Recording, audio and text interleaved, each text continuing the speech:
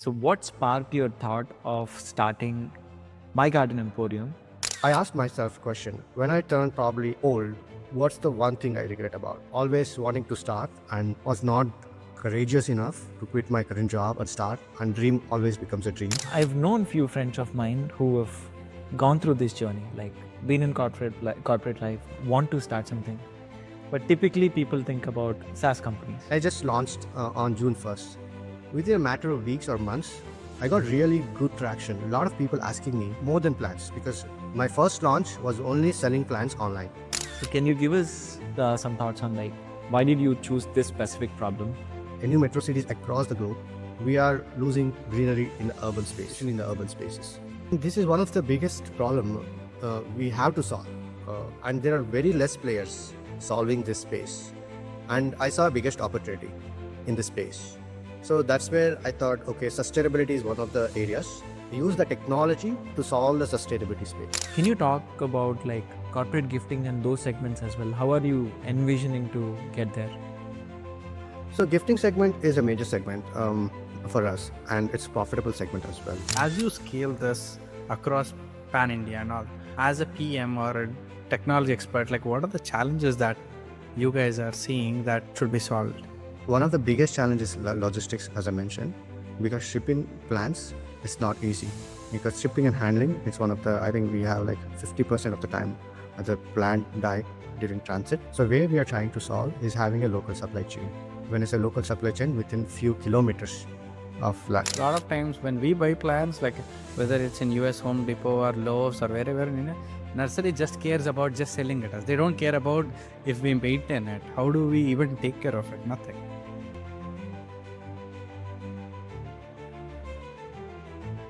Hi everyone, welcome back to our podcast, Everything Product. In this podcast, we talk about different product management concepts, latest technology insights, and we also host a wide variety of industry leaders shaping up the technology space. Today, I'm very excited to host Nithin Hassan.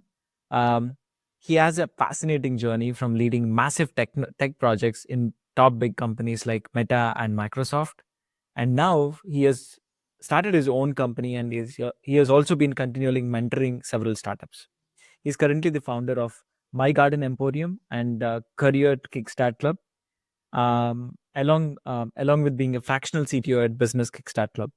Nithin has his hands in multiple ventures, all while empowering several new entrepreneurs. Today, we are planning to have a chat with him on multiple different things. So, we want to talk to him about his journey from being a corporate leader to starting his own company, his thoughts on his thoughts and visions of his company, My Garden Emporium. We plan to talk about all of those things with Nithin today. So stay tuned. Nithin, thank you so much for taking time and joining the Everything Product team. Hey, thanks, Fanny and Srinath for having me in your podcast. Absolutely. Yeah. So we can go through the journey, exciting journey. What's good, what's bad. Yep, absolutely. So maybe Nithin, let's start with this one, right? So I know you have been a product leader at big companies like Meta and Microsoft. What sparked your interest to move from a corporate world to entrepreneurship? So entrepreneur mindset, I had it during earlier days as well, even during my engineering days or bachelor days. So I actually started my first startup during early engineering in my garage. That was very interesting because that was too early. Because now the entrepreneurship, everybody understand entrepreneurship at this point of time. But that was in 2003, 2004 time frame, especially in India or Bangalore. There was no buzz around entrepreneurship. So I started something called computer assembling. As we know, like desktop was commonly used those days. There were not like laptops around. There was laptop around, but the mostly used cat was desktops. So what I used to do is I used to bring parts for a desktop and I used to assemble and sell it to family and friends. Later, I used to sell for a few colleges. So that's where my entrepreneur journey started. But that was during my early stage. I did not have much exposure to entrepreneurship. So I thought I wanted to get more experience. That's when I wanted to pursue my master's in US. That's where I went to That's when I went to Wichita State University for my master's. And later life happened. It was 20 long years. I was in a corporate career from 2006 to 2024. It was an interesting journey. I did go through. I did work for multiple FAANG companies and non-FAANG companies. One startup. We can talk over those things through our podcast as well. But it gave me a perfect launch pad. Those exposure during 17 to 20 years in US. But also it was very scary because I was in a golden handcuff because I was paid very well and living a comfortable life. Quitting my job and starting my own is also a risky. And then I thought I had a framework in mind we can talk about it later as well. Like I wanted a minimum regret framework, as actually Bezos mentioned when later in my career. I don't want to regret that. I always wanted to do a startup, but I did not. So that's why I ended up quitting my job and moving back to India, starting my own. Nice. Actually, let's go into the details there, right? Um, so, what sparked your thought of starting My Garden Emporium? That's one. And then I also want to go deeper in detail into the. I think you said like regrets framework. Like, yeah, can you share more details on that too? Sure, sure. First, I'll answer that second part of the question. What spark, or actually, as I mentioned, I always had an entrepreneur mindset. It's only rekindling the entrepreneur mindset or quitting the job, to be precise, right? Because we all know we are very comfortable in the corporate space, that to mid-level career, paid very well, US, Bay Area life or Seattle. Quitting a job and starting all over again, because when you quit a job, it starts from zero, right? Except for your experience, because you're paid very well. When you're starting, it's again start from zero, the salary wise. So it's very, very kind of uncomfortable situation. But I asked myself a question: when I turn probably old, what's the one thing I regret about? Always wanting to start and not was not courageous enough to quit my current job or start. And dream always becomes a dream.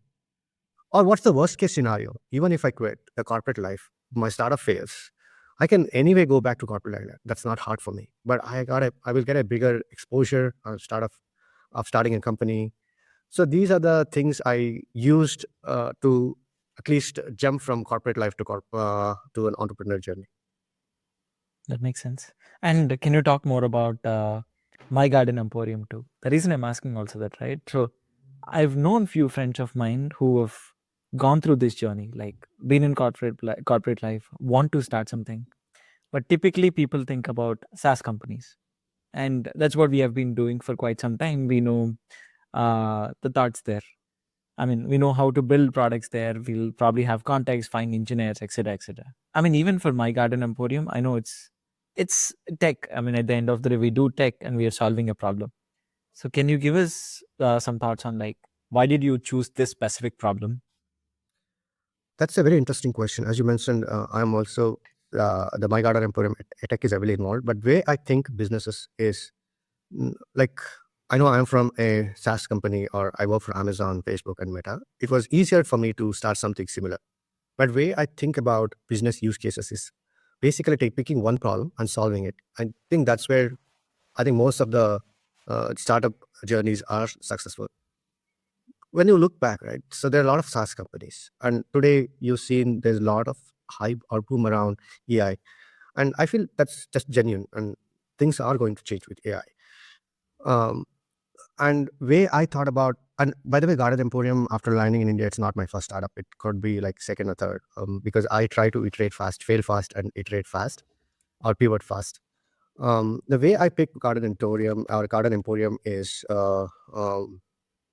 finding a problem and trying to solve it. So when we look at our, basically I'm from Bangalore. So Bangalore stages, like early days or 20 years back, it was much, much greener. And now you see any metro cities, not only Bangalore, any metro cities across the globe, we are losing greenery in urban space, especially in the urban spaces. And this is one of the biggest problem we have to solve. And there are very less players solving this space. And I saw biggest opportunity in this space. So that's where I thought, okay, sustainability is one of the areas I could use the technology to solve the sustainability space. And I started very small. I started as an MVP. Basically, I created an e-commerce platform all by myself, a single person, because I'm from a tech background. And I just launched on June 1st. Within a matter of weeks or months, I got really good traction. A lot of people asking me uh, more than plans, because my first launch was only selling plants online. And people started asking me, what are the plants we can buy from your online platform? And then they started asking, where can I buy lands? Or do you do a landscaping? So one thing led to the other, and we started adding more products into My Garden Emporium. And it's just been 4 months. So we are started from a single product, from a plants. Now we have a 4 to 5 different varieties of products, be it a landscaping, be it a DIY product for kids, corporate landscaping, gifting, either wedding gifting or corporate gifting. So that's how the journey started of My Garden Emporium. So honestly, that was the biggest problem I saw when I landed in Bangalore, especially after COVID. A lot of people were missing greenery and wanted a second space outside of the metro cities. And not everybody could afford a second space outside of the metro cities because the real estate is very expensive. Idea was, why can't we bring a greener environment into the urban cities rather than people moving around? So that was the intention, and that's where we started selling plants, and now we are moved into like 4 different varieties or categories of My Garden Emporium. Is this primarily in Bangalore or you're doing all across India? No, pan India. It started in Bangalore. So I built a platform for entire India. But where this model works is we have a vendor. Basically, vendor actually ship the plants. We have a tie-up. But right now we have a local vendor in Bangalore. That's the biggest challenge. But ultimately, we want to have a vendor across India, so that the logistic becomes easier. Yep. And we have a wider vision. We can talk about this later, but we have a wider vision. Not only, basically, we want to become a supply chain for produce as well. And I'm trying to use a different model. Like today, the produce comes from nearby villages. If it's a Bangalore, like 2 or 3 hours from Bangalore, which comes in. And from the supply chain aspect, and from the carbon footprint perspective, that's not sustainable because we are burning a lot of fuel to bring in the food. Idea is, let's say any given metro cities, for example, Bangalore, if I take Bangalore has 170,000 square foot of rooftop. Even if I can leverage 10% of rooftop in any metro cities, that is self-sustainable for a produce. If I can create a produce using a rooftop, that's self-sustainable. The way that model works is basically, let's say I have a garden, or for example, kitchen garden, or creating a produce on a rooftop with a zip code 001. If I get an order from my Garden Emporium at that particular zip code, my delivery partner will go pick up the produce and deliver in the same location. So there is no transfer. And idea also is you have to consume produce within 30 minutes of harvest. And that's not happening even if you use super hyper locally delivery system. It has to come from a neighboring village, go into cold storage, then go into local produce shop, and then go into your refrigerator. By the time you consume your produce, it'll be already a week's long, and there is no healthy nutrition left in your produce if you're consuming within a week's time. But if you're harvesting within 30 minutes and then producing it, you have almost 10x more nutrition in your food.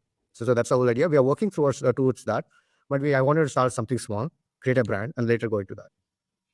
I love that thought, Nithin, because I mean, we typical people like don't think about it, right? Even when I'm thinking about like my food right now, uh, we just go to the grocery store, pick up the pick up the produce, but by the time it actually comes to the grocery store, India I think is way better, but especially in US, by the time it actually comes to any grocery store, I'm sure it would have taken like a few days. And then I'm eating it, taking it and putting in my refrigerator. It takes another few days. Then I'm going to consume it. Yeah, I love that overall thought process. Can you actually give us few more thoughts on uh, this segment in itself? So you were talking, right? Delivering plans is one thing. You're basically becoming the uh, e-commerce platform that can enable people to get plants. Can you talk about like corporate gifting and those segments as well? How are you envisioning to get there? So gifting segment is a major segment for us, and it's profitable segment as well, because today we gift a lot of things around festive season or corporate occasion, or as a return gift in weddings, right? And that's very common in Indian tradition. I think in Indian tradition, especially South Indian tradition, we gift coconut, but I don't think it's no more relevant this point of time. So gifting plans has 2 benefits. One is creating an awareness among people when you're gifting something. And the second one is you're actually contributing back to the society on the sustainability or the greener front. So these are two major benefits. And it can have a tremendous effect because once one person started gifting, then 10 people see that and they started gifting. So that's where, and also, for us as a company, gifting is not a single product because when you're gifting, you gift in bulk, right? Or either corporate or wedding, the profit margin is much higher. And also wedding gifting, India has a lot of occasions, wedding and festive gifting around October seasons. It's also a big thing. But we are also working towards that, how to sustain, because for us, e-commerce is kind of a challenge because shipping plans is not as any other products. Yeah. Shipping, so that's one of the biggest challenge. I think that's why there are not many players. There are very, very few players in the market. And that's why everybody shy away from this segment. And that's why I feel there's a lot of potential, especially on the sustainability, especially on the gardening segment, if you can crack the code as to how you can ship the live plants. We are still trying to figure out, but if you can crack that, I think that's a good market segment, not only India, but across the globe. Yeah, I Yeah. definitely do see that. And Mhm. by the way, one of my favorite gifts that I always give to my friends, if it's not like a specific occasion, is plants. Even I feel like I'm a lot of plant enthusiast. But one of the questions I had was like, I mean, I know you have been a developer, you have been a founder, you have been, probably, I'm sure you have a lot of product expertise as well. Like, as you build this, I think you kind of touched upon this.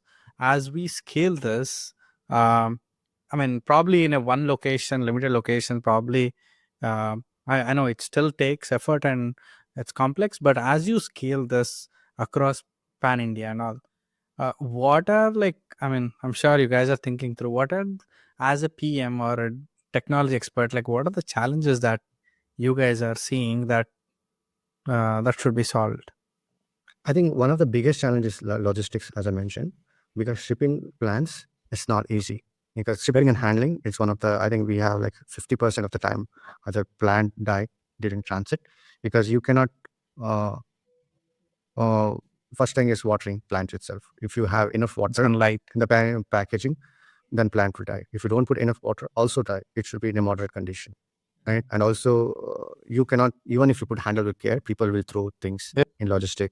So that's the second challenge. So logistic is itself a biggest challenge. So where we are trying to solve is having a local supply chain. When it's a local supply chain within few kilometers of that. So that's why we want to have a vendor onboarded across all metro cities and across all zip codes. That's our ultimate goal, right? And basically, we want to act as an aggregator platform for gardening. We want to bring in all the plant vendors across any cities onto our platform. The second challenge when we do an aggregator platform is the quality itself, quality of the plant, right? Because when somebody ships plants, we are not in control. Maybe to some extent we are in control. They can ship plants either no, not with a great quality. So that's the second challenge we have to figure out. How do we maintain the quality? For that, I think we will eventually, today, we are not mentioning our vendors. Basically, there are partners in the back end. We're taking the plants and shipping. But ultimately, our vision is to have vendor partners. And when the plant gets shipped, the vendor will get a rating. So based on that, people can choose the vendor and then go along with them. The third quality, I think we should, the educational aspect. Shipping plants is easy, but people need to have a background around plants because if plant is a live product, it's not like shipping a t-shirt on electronic ad kits and stays there. You need to water it well, fertilizer, it well, you have enough sunlight. So there are a lot of aspects. So educating people about plants is a biggest thing we are trying to undertake so that people before even buy plants or after they buy plants, they know what plants uh, is what purpose, right? There are indoor plants, there are outdoor plants, there are plants which require a lot of sunlight, less sunlight, and some like nutrition as well. What kind of nutrition aspect? So it's basically it's kind of a pet. It's a living thing, right? You need to be aware. So education aspect is there's the third aspect, and the fourth is technology. Technology from not from the platform perspective, but going forward, the automation is a big thing, right? IoT, all those things. We are also working towards IoT and AI to collect the data. Basically, they can take a picture of the plant is dying, and automatically AI can suggest what nutrition, why is plant dying. It could be lack of water supply. It could be lack of nutrition because It's not that complex because when leaf turns into particular color, AI can actually predict, smart enough to say, hey, this is why plant is dying, and basically it can redirect back to our website and say, hey, this is what you need to buy. So it's win-win for both, right? So it's a whole ecosystem. And yeah, I think these are the four main things which I feel is important aspect, especially in the gardening or plant segment. I love that, because I wish I have all of these products. So I have a bunch of like indoor plants, which I'm sure I killed at least like five, six of them so far. And I don't know what exactly happened. I keep pouring water, keeping it uh next to the window or something like that for some time, keep switching between places to see like will something else work out. I even have trees in my backyard. Same story there. I can like literally talk about I have a peach tree. I saw some YouTube videos which tells that dude you should do pruning. Next season will be amazing. I did some pruning. Literally, not even a single peach came this year. I was like, dude, what did I do wrong? But I seriously wish these are actually the real world problems.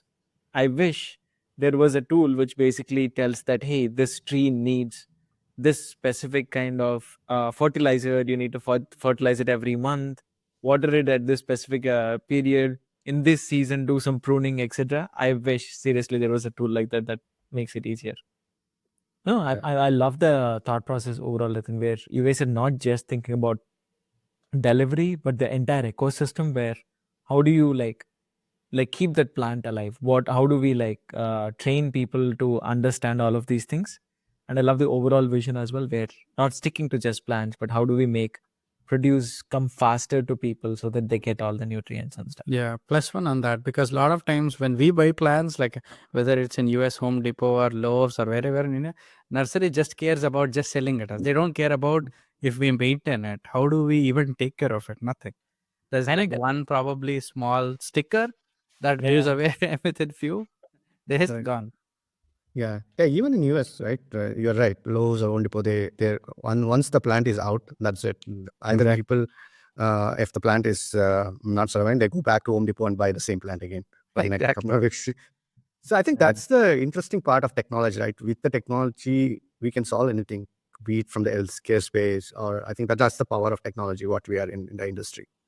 yep. And honestly speaking, yeah, I was on the same side, right? I don't know anything about gardening or horticulture. I'm not from a gardening or horticulture background, or even an agriculture background, right? It's just solving problem. That's what we do as a part of entrepreneur or product. Right? We have some problem, take the problem, break it down, and how do we address the problem in a methodical way? So that's all I'm trying to do, using a technology to solve a problem, right? That's what, like a lot of people, that's what I tell entrepreneurs, right? See, if you're in a SaaS space or technology space, think outside the box because we have power to solve anything. We don't need to, we should use the technology or SaaS to solve anything under the planet, right? Mm. That's the power we have. So do it in a reverse way. Try to address people problem or people pain points.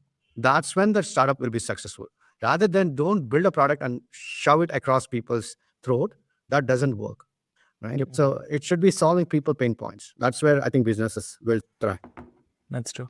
And there are actually apps right now, Nathan. I don't know if you guys played around with them already. There are few apps that when I moved into this house and I saw these trees. I have no clue what these trees are. I use some apps to like figure out, okay, this is the tree, this is what I need to do and stuff. But again, unless and until someone like reminds you at a recurring time period, you have so many things going on, you don't even care about this them. Is great, Nathan. Actually love the overall conversation. Usually we end our podcast with just a couple of questions. One is like, are there any book recommendations that you give? Honestly, I have written 3 books. If you ask me, are you a good reader? Other than the syllabus book, I never used to read any books. That's a weird irony. But way I inculcated the habits is because when you're in a corporate, you write a lot of documentation, right? So that's how I um, started writing. And during whatever early stage in my marriage or before marriage, I used to write some letters. So that's when I've built a confident writing. But if I want to, from the entrepreneur perspective, I think I've read 2 books. One is Ikigai. Ikigai is a nice book because it gives a perspective of your life, like how to be happy. And the second is Rich Dad, Poor Dad. That's a good book because they're different content. I haven't read the second version. The first version, I read it. I started reading the second version. Yeah. So that's a good book as well, because that gives a mindset of how to start a business, especially if you want to be rich, where to focus on, all those things. So I think these are the two books, especially I read, but there could be other books as well. Yeah. No, yeah. Thanks for sharing that. I see Ikigai behind you, I think. The Correct, blue one is Ikigai, I think, right? Yeah. Correct. No, I still keep joking with my wife on and off. I still haven't figured out my Ikigai in life. No. Yeah. This is great, Nathan. True. Yeah. Go ahead. Thank you. Thank you, friend. Yeah. Thank you so much for Yeah. taking time. We love the conversation. Yeah. Have a nice day. Thank you very much Very much. again. Great meeting you.